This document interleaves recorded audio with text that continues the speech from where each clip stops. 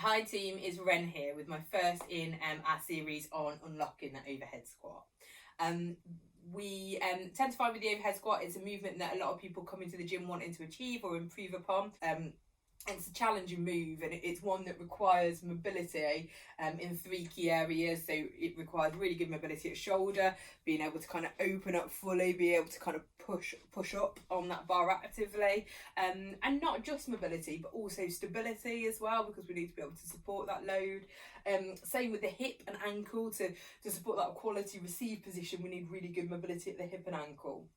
So what we'll do today is we're going to do some tests that will enable us to understand where we are at the moment with each of those joints in relation to the snatch or the overhead squat, should I say, and then I hopefully identify which areas we're going to address over the coming weeks. And what I'll do is I'll release a video for the shoulder, a video for the hip, and a video for the ankle, so you can just do the ones that suit you the most. And hopefully this will enable you then to develop your overhead squat while you're out of the gym.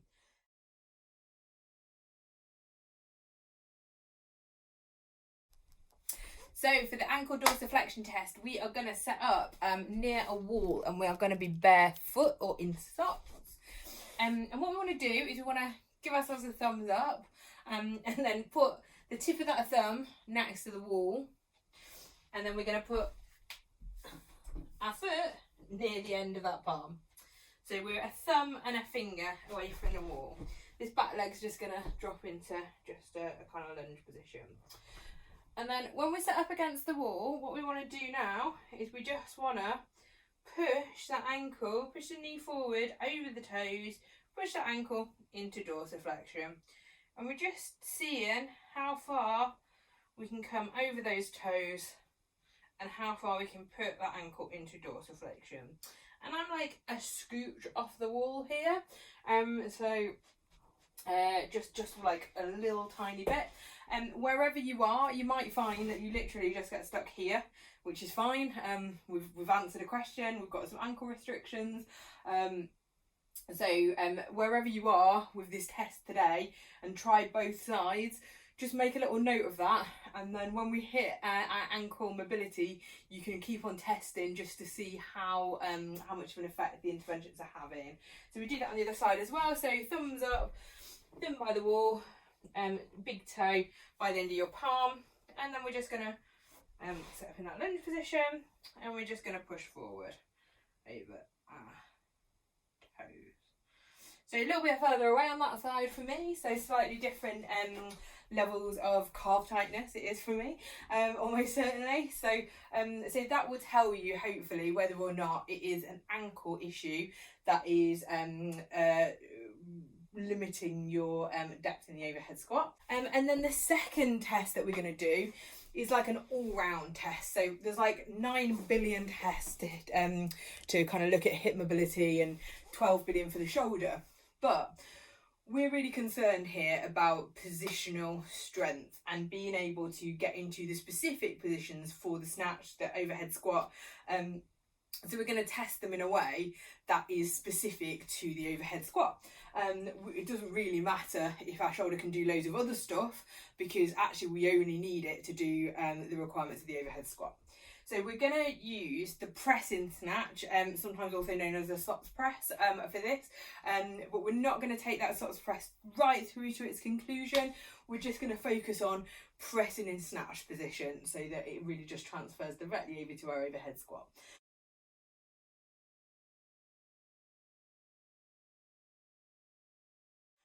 So we're going to go through various progressions just to start identifying where the restrictions are. So the first thing to do is get the bar on your back, and we just want to do a behind the neck press, just straight up. And right, lockdown phrase getting the best of me for this one, but it should be like in that ponytail position. So if you had an Ariana Grande ponytail, you want to be hitting that. So just behind the head, don't need to be like way out here or anything. You just want to push up behind your head. And that is the first test. So can you do a behind the neck press from a standing position? If you can't, you've got some shoulder restrictions, and the shoulder video is for you. So next test we want to do is we want to sit in a chair and we want to have our hips just above our knees. So our hip crease should be above our knees for this. So, you know, we don't want to be below parallel. Feet are flat on the floor and we're just going to sit straight up and we're just going to do that press out again.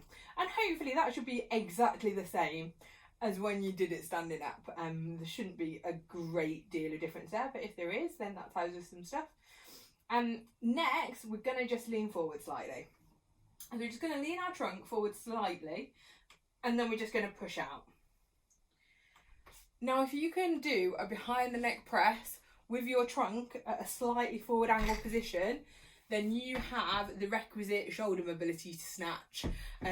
If you can't repeat what you can do up here, down there, what's actually the problem is that your hips and ankles aren't allowing you into a good enough bottom position to allow your trunk to be at the right angle. So then you're asking, because your trunk maybe is far forward, as we discussed can be quite a common fault, you're actually asking your shoulders to overcompensate by coming out and kind of achieving like a super nasty, not very stable for load position. So if you can do that, leaning slightly forward and pressing out behind the neck, shoulder mobility is not your problem. So have a look elsewhere and look at hip and ankle instead. Next, we're gonna find something, and I haven't got anything, so you're gonna have to use your imagination, I'm afraid, where you are just slightly below parallel. So where your knees are just slightly above your hip crease, and then I want you to repeat that same test. So get your knees just slightly above your hip crease, and then you'll probably find that your trunk is naturally just angled a little forward, and then you're just going to push up from there. So once you've done that, you can move on to the full press and snatch. So the final progression is that we're going to get into that full squat position, and we're going to just push out from here. So that was the press and snatch. So if that movement is like fully something you can do, then you can do an overhead squat. My videos can't help you, just go and live your best life in the sun. However, if you notice that you do have some restrictions, sometimes it's upper, sometimes it's lower, sometimes it's a combination of the two, then hit the relevant videos over the next few days. So we're going to release one for shoulder, one for hip, one for ankle, and as well as opening up some flexibility, some range of motion, we're going to look at doing some positional strength drills, repatterning the overhead squat, so using tempos and pause work to be able to kind of develop your overhead squat onward.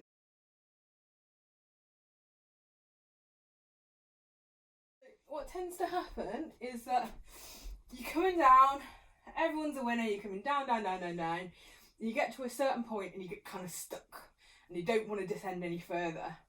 And the temptation, most people at that point will kind of like jump out the back here, and you see how the bar comes forward, and it's actually really hard for me to control that load.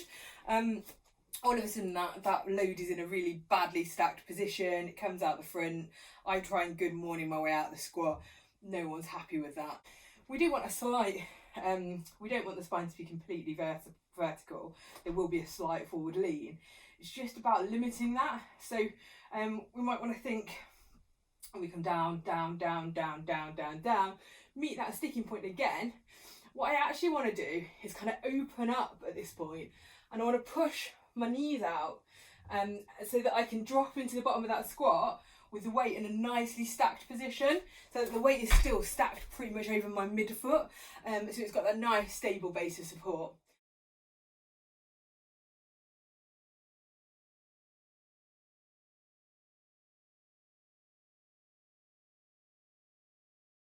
So there are three little kind of instant wins, if you like, that you can use to help you get towards your overhead squat. The first is having a look at your feet position. So foot position, if you are in training for a sport where you require a toes forward foot position, then ignore this, fine, don't worry about it. But if you're not, I would recommend just taking the feet out to like an 11 and 1 position. You don't want any like 9 and 3 nonsense, but like an 11 and 1, maybe even just like slightly wider, edging towards 10 and 2 might be okay. But you'll just find that that often helps your knees just track a little bit more comfortably. Like if you think about your knee travelling over your second and third toe, that's what you want to achieve. So that for me was a bit of a game changer straight away. The feet is something you can keep as well. The other two are things that you might want to think about using to start with, and then kind of weaning yourself off as you get more mobile. So the first is heels. So having something under your heels will always help a squat. It could be plates, so little kind of change plates and fractionals under there, or it just might be wearing your lifters. Obviously, you know, sort of mobility goals wise, it'd be really nice if you can rock up in the gym barefoot and snatch. But realistically speaking, if you're going to be competing, either in weightlifting or in CrossFit, you're going to be allowed to wear shoes. So it's not a great drama if you start in your lifters. And then your hands as well. So at the moment, I'd recommend you take a snatch grip. So when I say a snatch grip, I mean that regardless of the markings on the bar should be just nestled in my hip crease. So when I kind of bend, that's exactly where the bar lives. And my arms are straight and they're just kind of loose and hanging, and the bar is in my hip crease. So that is what I mean by snatch grip. That should be a comfortable position for your overhead squat. But I don't mind if you just want to take your hands out slightly more on the bar if you can, if you've got room on your bar. That can just sometimes lessen the overhead mobility requirement and just make it a little bit more comfortable. Over time, of course, you're going to want to bring those hands in so that they're at the right position, so that when you snatch, you can catch your snatch in that full overhead squat.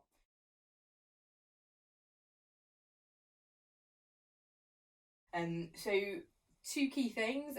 We're not just looking to kind of open up a range of motion, but we're also looking to develop positional strength in that kind of end range of motion. So what we'll be doing is we'll be doing sort of mobility work that kind of offers a mix of mobilising, but then loading that mobility in an overhead squat pattern where we can. So really, like, the gold standard is, if you want to get really good at overhead squatting, you want to overhead squat or do as close to overhead squatting as you can for you know, sort of 4 reps, and accumulate time in the positions and load the positions. There's various ways we can load the positions. It doesn't always have to be whacking weight on. It could be spending time in the positions. It could be going into positions with tempo or something like that. So you know, ultimately the kind of goal is to just get you as close to overhead squatting as often as possible as you can while you're out of the gym, and we'll do some sort of interventions on the tissues that will kind of make that a little bit easier, hopefully.